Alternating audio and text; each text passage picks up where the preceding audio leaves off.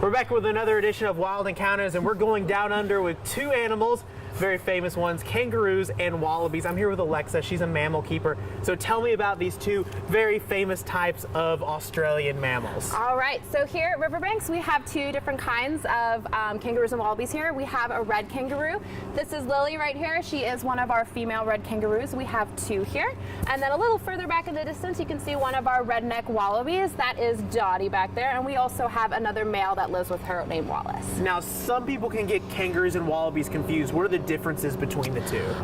They're in the same family group, so there's not too many differences between them. It's mostly just how they look and then where they live. The red kangaroos tend to live in central Australia, whereas the wallabies tend to live more on the southeastern parts of Australia.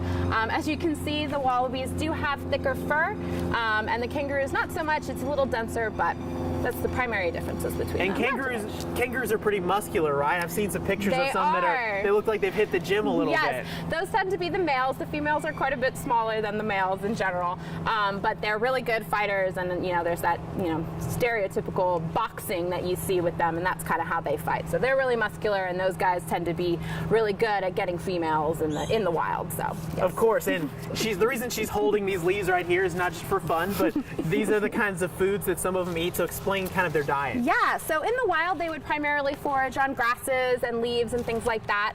Here at Riverbanks they do have a specialized diet just so that we make sure that they get everything that they need here.